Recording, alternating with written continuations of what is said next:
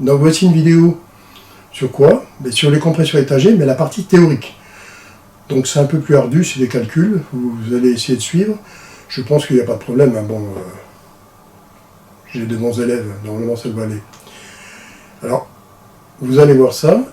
Alors ici, la différence que j'ai fait, j'avais fait dans ma présentation, on va dire technologique, du compresseur deux étages, j'avais pris le gaz R22, et là, qu'est-ce que j'ai fait? J'ai pris le gaz 404. Bon, le 404 ne va plus être beaucoup utilisé, mais il existera encore, donc on peut s'en servir comme base. Ça vous aidera à réfléchir pour les autres gaz aussi. Bon, comprendre le 404 ou 448 ou 449, ça sera les mêmes, parce que c'est ceux-là, 448, 449, qui vont me remplacer le 404. On verra après les réflexions qu'on fera sur ces gaz-là, mais ils ont des glides qui sont énormes. Donc il faudra réfléchir un peu et savoir comment on peut pallier. Si c'est pas pour supprimer, passer au gaz naturel. Ça va? Et ça, bon, chacun voit midi à sa porte, comme je dis. Donc les machines à compression étagée, donc la partie théorique. Donc j'ai refait tout un nouveau cours, mais là avec la théorie en plus. La théorie, les calculs. Alors, je réexplique ici compresseur simple étage. Lorsque la température du milieu refroidi est très basse, alors ici sur les exemples, j'ai choisi moins 35 degrés Celsius d'évaporation et 45 degrés Celsius de condensation. Nous avons une pression d'évaporation qui devient très faible. Si la température du minimum de condensation est normale ou même un peu élevée, le rapport de compression, donc taux, ici T, est égal à PK sur PO. PK, c'est la température de condensation en pression absolue, et PO est la température d'évaporation en pression absolue aussi. Je rappelle, la pression absolue, c'est la pression que l'on lit au manomètre, plus un bar, la pression atmosphérique. Plus ou moins un bar, hein, c'est un bar virgule, mais bon, on ignore parce que c'est 1, 0. Le taux, lui, devient élevé, et quand il devient élevé, il va nuire au rendement énergétique et influence sur la production frigorifique. Alors, et provoque également une élévation de la température en fin de compression. Étant donné qu'on a un grand écart entre la température d'évaporation et la température de condensation, ici on va se retrouver avec une température de refoulement élevée, ce qui va nuire déjà à notre compresseur, au rendement et à notre gaz frigorifique. Vous voyez ici, donc ici j'ai choisi le gaz lequel le 404, malgré que celui-ci va être obsolète d'ici quelques temps, très peu de temps d'ailleurs, mais celui-ci est un bon exemple. Parce que j'avais pris le R22 la dernière fois, mais le R22 c'est vrai qu'il est déjà supprimé depuis pas mal de temps, donc c'est pas la peine de parler de celui-là.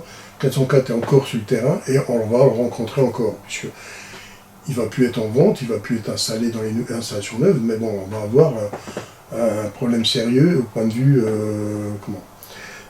installation, on ne trouvera plus. Hein. Donc les installations neuves, ça ne doit plus exister à partir de, si je ne me trompe pas, si c'est à partir de 2020.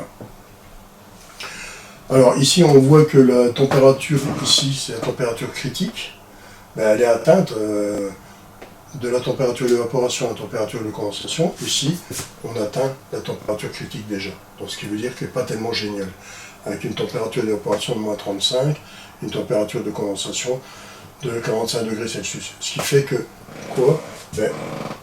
PK sur PO, c'est 20 bar,4, donc c'est la pression lue au manomètre plus 1 bar. Pareil pour la température d'évaporation, 1,62. On obtient un taux de 12,59 qui est très élevé. Pour le rendement, 1 moins 0,05 fois 12,59. Bon, ça aurait peut-être dû être entre parenthèses, pour qu'on fasse déjà ça et 1 moins ça. Bon, comme les multiplications sont prioritaires, il n'y a pas trop de problème pour celui qui est matheux. On obtient 0,3705, ce qui est très très mauvais. Donc ici, on a un rendement qui est mauvais, un taux de compression qui est mauvais. Donc on ne va pas rester avec cette situation-là, on va passer au compresseur 2 étages, dans des situations comme ça. On avait vu le compresseur compound. Donc compresseur compound, bon, je le rappelle ce que c'est un seul compresseur qui a 2 étages. il a des pistons basse pression, des pistons haute pression. Les pistons basse pression, c'est quoi? C'est les gaz aspirés d'évaporateurs basse température qui rentrent directement dans la plaque à clapet, qui ne rentrent pas dans le compresseur directement, mais qui rentrent dans la plaque à clapet du compresseur. Il y a deux pistons qui sont BP, et ces gaz qui sont aspirés là sont refoulés via ce tube ici pour aller rejoindre là-bas. C'est quoi ce tube? C'est la pression intermédiaire entre les pistons BP et HP. Et dans cet étage intermédiaire, qu'est-ce qu'on fait? On injecte des gaz liquides pour refroidir la partie HP qui va les rejoindre ici.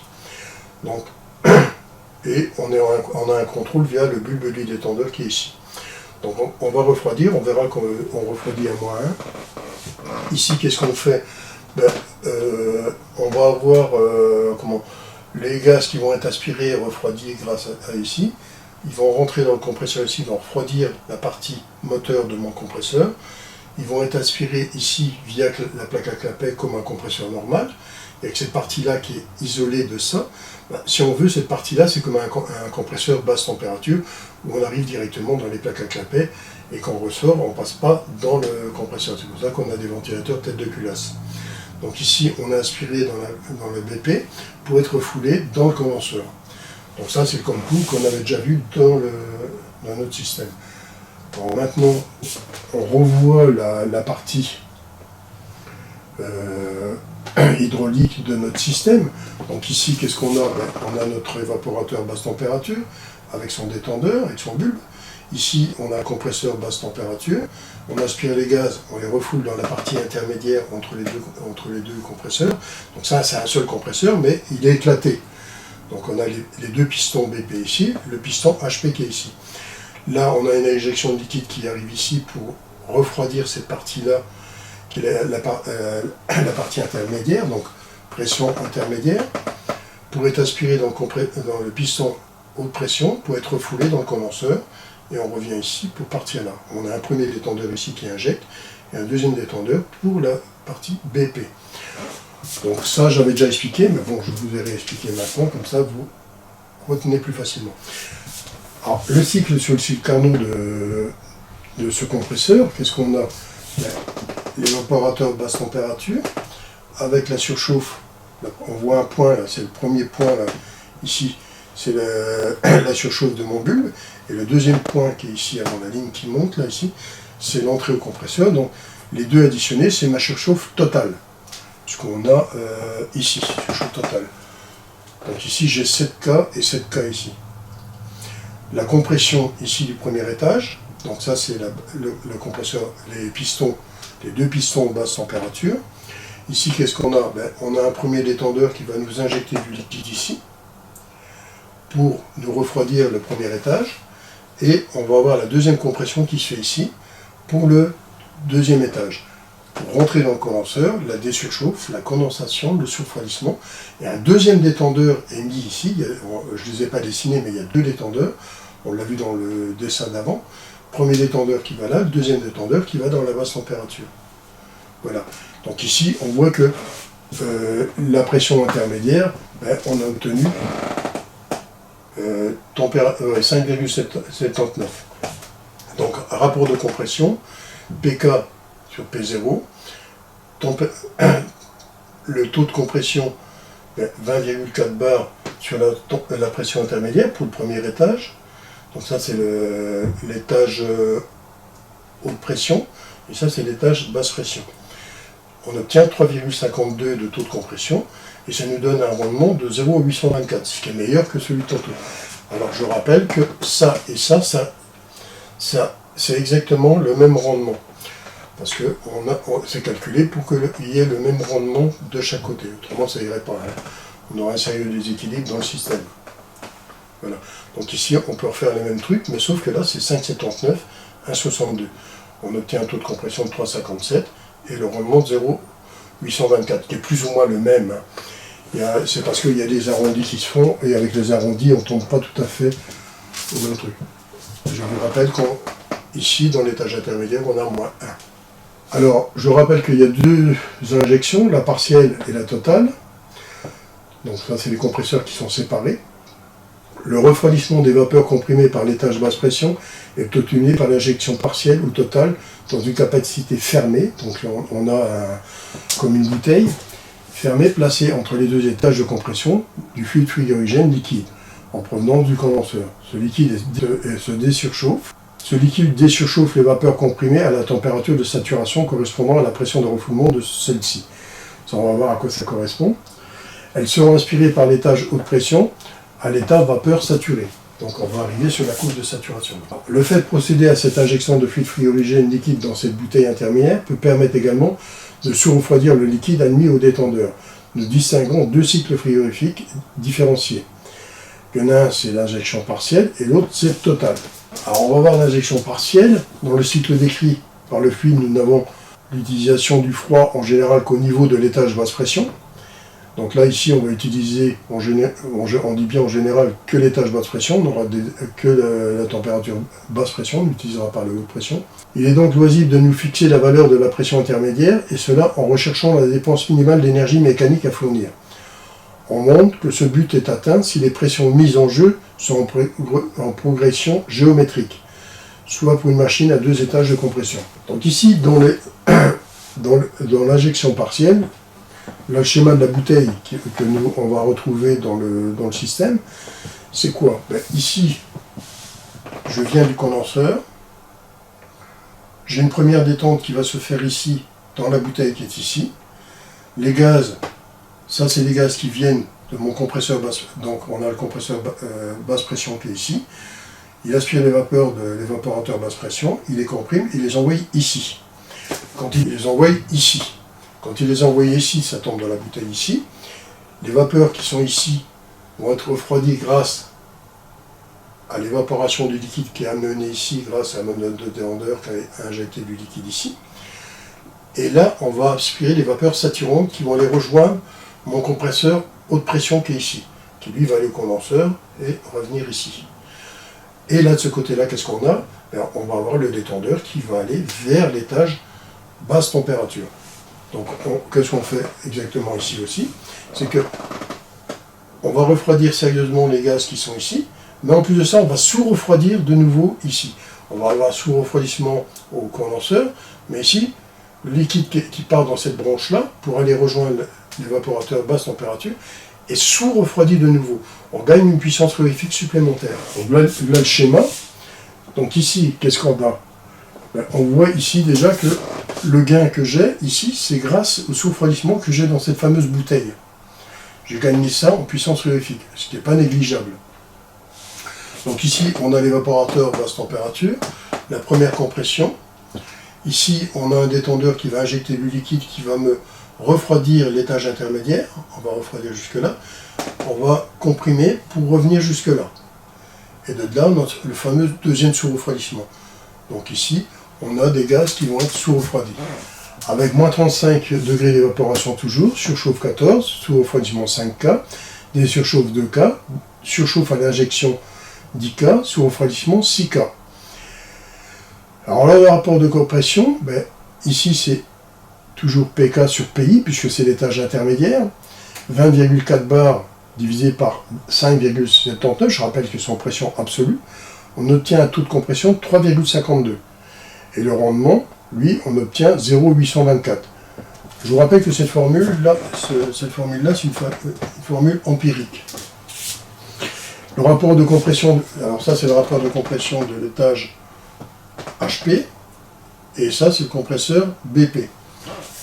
On a de nouveau les mêmes trucs qu'on avait tantôt, 5,79 divisé par 1,64, donc ça c'est l'étage intermédiaire, la pression intermédiaire, la pression de la BP, compresseur basse pression, on obtient 1,53. Je vous rappelle que normalement c'est exactement la même, mais avec les arrondis, parce qu'il y a des chiffres derrière qui sont énormes, et on tombe sur des arrondis, je fais des arrondis et on n'est pas toujours égal.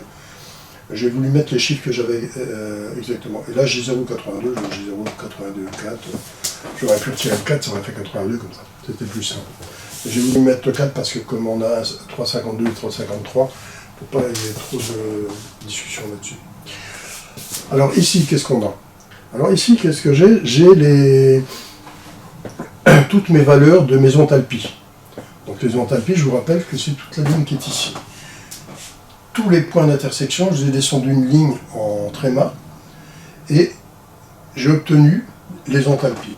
Alors ici on retrouve les enthalpies de H1, ici, HA', ici, H2, H3, H4, H5, H6, H7, H8 et H9. Là, j'ai tous les points de mon circuit. Donc je rappelle que ça, c'est le compresseur basse température, avec ici plutôt, voilà, comme ça. Ici, c'est le compresseur haute température, donc le HP, et les enthalpies que j'ai relevées. Alors, maintenant, on vient à un truc, je ne vous l'ai pas cité avant, mais maintenant je vous le cite, comment on obtient la pression intermédiaire. Alors, la pression intermédiaire, pour les chlorofluorés, c'est pression moyenne sur pression d'évaporation est égale à Pk sur Pm. Donc, les pressions intermédiaires sont ici, la pression de refoulement est ici, la pression de dedans. Alors, comment on obtient ça? Ben, ça nous fait 5,79 sur 1,64, 20,4 sur 5,79. On l'obtient plus facilement avec cette formule-là. Pression intermédiaire, c'est égal à quoi? Ben, à la racine carrée de pression d'évaporation fois la pression de condensation. Donc c'est 1,64 fois 20,4 ramené au carré, on obtient 5,79 bars. C'est un peu arrondi, attention. Je vous dis toujours, il y a les virgules derrière, donc il y a les chiffres derrière la virgule plutôt, et on obtient ça. Voilà comment on obtient la pression intermédiaire. Donc on appelle ça le médium. Donc ici, vous avez la formule exacte. Et je vais vous présenter ça au-dessus. J'aurais peut-être pu mettre ça n'a pas trop d'importance. Le principal, c'est que vous reteniez cette formule-là, pour obtenir la pression intermédiaire. Et vous l'obtenez facilement. N'oubliez pas qu'on travaille toujours avec des pressions absolues. C'est important. Alors maintenant, là, on va rentrer dans des calculs un peu plus complexes. La production frigorifique par kilogramme. Donc ma production frigorifique, c'est H1 moins H9. Donc H1, c'est jusqu'à la détente de mon bulbe de mon détendeur. Donc de l'entrée de l'évaporateur jusqu'au bulbe du détendeur. Donc puisque ça, c'est dans l'évaporateur, ça me donnera, bien sûr, H1 et H2, c'est les enthalpies. C'est 357 H1 kJ par kilogramme. N'oubliez pas que c'est des kilojoules par kilogramme. Moins 250 kJ kilogramme. On obtient la production frigorifique ici sur ce cycle que j'ai cité. 107 kJ par kilogramme. Donc ça, c'est ma production frigorifique. La production frigorifique par mètre cube aspiré, c'est toujours H1 moins H2, donc 107 kJ kilogramme. Qu'est-ce qu'on va faire avec ces 107 kJ kilogramme? On va les diviser par la production frigorifique en mètre cube. Donc ça veut dire quoi? Production frigorifique ici, le V1, quand on regarde le diagramme, on obtient 0,120 m3 par kilogramme. Ça, c'est la densité du gaz à V1. V1 qui correspond à quoi? À la basse température. Ça.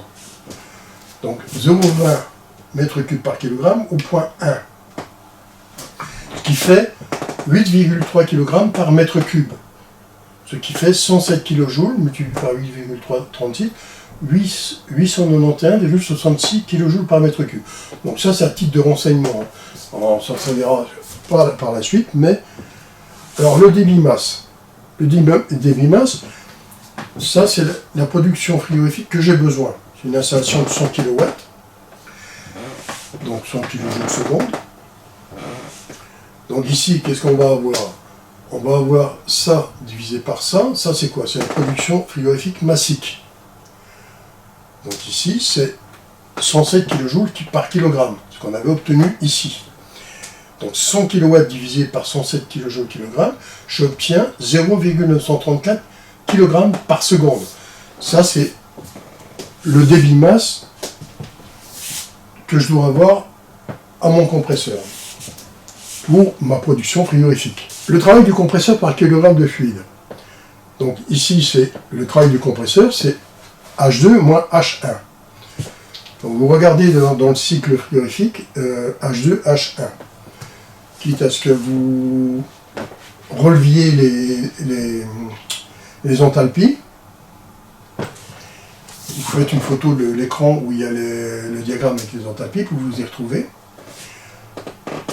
385 kJ kg moins 359 kJ kg, j'obtiens 26 kJ par kg. Donc ça, c'est ce que mon compresseur, l'énergie calorifique de mon compresseur, ce qu'il dépense. Puissance mécanique théorique. Donc c'est la H2 moins H1 en kilowatts, 26 kJ kg multiplié par 0,934 kg seconde. Donc ça, c'est ça multiplié par ça multiplié par ça. Donc ça, c'est ce que aspire le compresseur, 0,934 kg seconde, QMB, et j'obtiens 24,28 kW. Donc le débit masse multiplié par la production frigorifique de mon compresseur, en théorie, ça devrait faire 24,28 kW. Mais la puissance mécanique réelle, j'ai des rendements, j'ai deux rendements, un rendement mécanique et un rendement moteur. Donc ces deux rendements-là viennent s'additionner, c'est 1 sur 0,28 ou 1,25, donc puisque 1 divisé par 0,28 ça fait 1,25, et là c'est 1,25. Donc 24,28 multiplié par ça, on obtient 37,93 kW. Ça, c'est la puissance de mon moteur pour arriver à avoir ça, à cause des pertes. Je vous rappelle ça, pour renseignement, bon ça je vous l'ai déjà cité, ça c'est la puissance à l'arbre, et ça c'est la puissance réelle. Coefficient de performance, donc c'est ce qu'on appelle le EER, ou le COP frigorifique, c'est H1 moins H9 sur H2 moins H1. Donc l'énergie de mon évaporateur divisée par l'énergie de mon compresseur, multiplié par les deux rendements, on obtient 2,63. Là j'ai mis les rendements 0,8, 0,8. Okay. Donc ici j'obtiens 2,63. La quantité de chaleur dégagée par l'étage intermédiaire, c'est la quantité de chaleur rejetée à l'étage intermédiaire par le compresseur basse pression, c'est égal à quoi? L'évaporateur et mon compresseur. Donc, c'est quoi? 100 kW plus 37,93. 100 kW, c'était la puissance frigorifique que j'ai besoin. Et 37,93, c'est ce que mon compresseur apporte comme énergie. Donc 137,93 qui sont rejetés via le compresseur basse pression dans l'étage intermédiaire. Production frigorifique par kilogramme de fluide à l'étage haute pression. Donc là, on retombe plus ou moins dans les mêmes calculs, mais on va avoir des petites choses qui vont changer puisque c'est l'étage haute pression. On va déterminer le condenseur avec celui-ci. Donc c'est H3 moins H7, 375 kJ kg moins 260 kJ kg, j'obtiens 115 kJ kg. Ça c'est quoi? C'est la détente qui se trouve dans le système de l'étage intermédiaire. Donc j'injecte du liquide, c'est cette partie-là. Production frigorifique par mètre cube, H3 moins H7, c'est 115 kJ kg, divisé par niveau H3. Donc au niveau H3, je regarde les mètres cubes par kilogramme qu'il y a au point H3. Donc je vous rappelle, c'est les lignes qui vont comme ça sur mon diagramme. Et vous verrez, il y a des mètres cubes par kilogramme qui sont inscrits.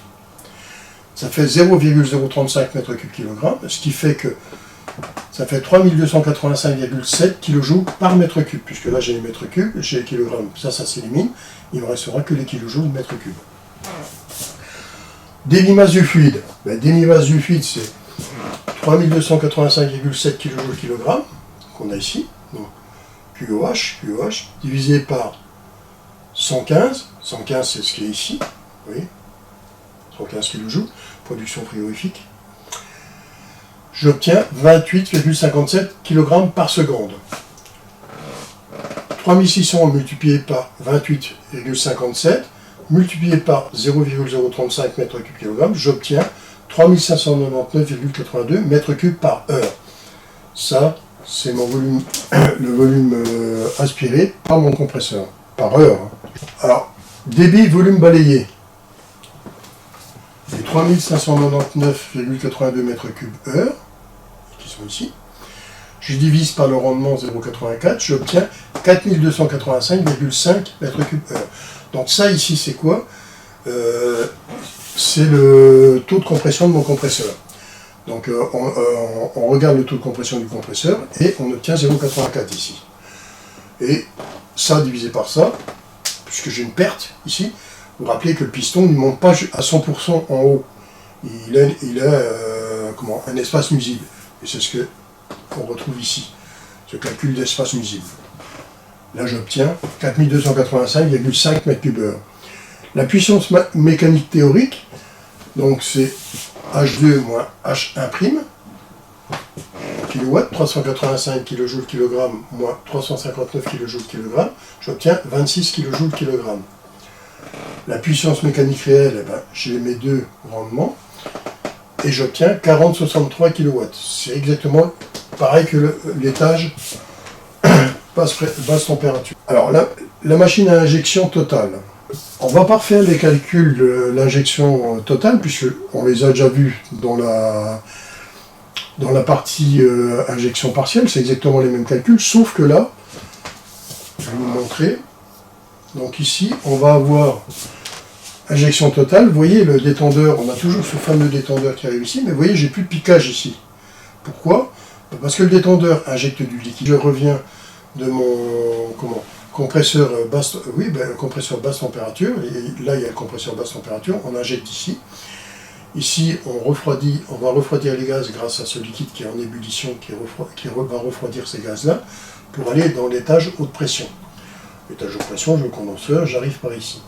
La différence qu'il y a, c'est que là, ici, je vais aller directement là, avec un autre détendeur. Je vais prendre le liquide en ébullition ici, je vais aller rejoindre un autre détendeur qui va me détendre de nouveau ici, pour aller.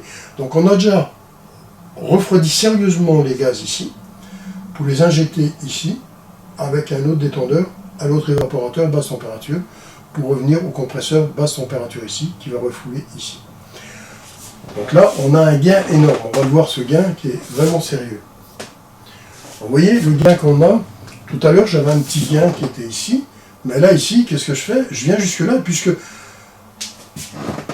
Regardez, je prends du liquide carrément. Donc je suis à liquide 100%. C'est rare qu'on a ça dans un circuit frigorifique. Mais là, dans le système 2 étages de injection totale, on l'a. Là, ici, je vais avoir du liquide. Je prends le liquide qui est ici, et je prends le liquide qui va être refroidi, il va être refroidi jusque-là, et je l'envoie à un détendeur qui va être dans l'évaporateur basse température. Ça, c'est tout le gain que j'ai fait par rapport à tout à l'heure. J'ai fait un petit gain, mais ici, j'ai fait un gain énorme. Et là, c'est l'évaporateur basse température. Vous voyez, j'ai fait un truc sérieux. Par contre, ici, là, je suis à 100%, vapeur. Donc je pars de là, je comprime pour ressortir, aller au condenseur. Première détente, donc ça c'est le détendeur qui va dans cette fameuse bouteille qui va se trouver ici. Et le liquide que je prends ici, je l'envoie au deuxième système, le détendeur est ici. Et ici, c'est mon étage intermédiaire qui se trouve ici. Et de nouveau, je retrouve avec les mêmes taux de compression. Bon, ça je ne vous explique pas parce que c'est exactement le même calcul, mais c'est surtout pour vous montrer le gain qui est ici. Ici, on a de nouveau les enthalpies qui sont calculées ici. On a de nouveau le calcul donc, de basse pression, le travail du compresseur, l'étage haute pression. Alors, le seul truc que j'ai rajouté ici, c'est dans le condenseur. Donc la quantité de chaleur évacuée au condenseur. Là ici, c'est quoi? C'est ce qui est la production frigorifique 100 kW. Et là, qu'est-ce que j'ai? J'ai le compresseur qui est haute pression et le compresseur basse pression. Les deux s'ajoutent ici qui font 100,91 kW. Ce qui fait, vous voyez ici, ça c'est le compresseur haute pression, ce qui me donne en mécanique, en puissance mécanique réelle, dans ce qui est dépensé. Je vous rappelle que la puissance mécanique théorique, elle est ici. Donc 38,58 kW, on peut mettre des kilowatts, je mets des kilojoules seconde, mais c'est des kilowatts, ça revient au même. Et la réelle, c'est 60,28, ce qui est ici. Donc ça, c'est le compresseur haute pression, ça, c'est le compresseur basse pression, à ma puissance réophile des 100 kW.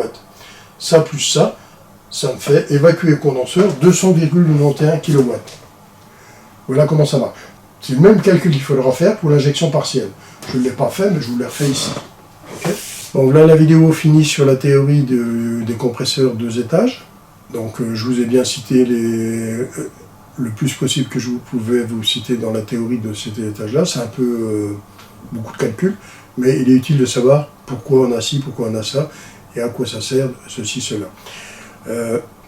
Alors, je vous rappelle 2 trucs. J'ai suivi ces calculs avec les rapins, donc rapin 1, rapin 2. C'est une base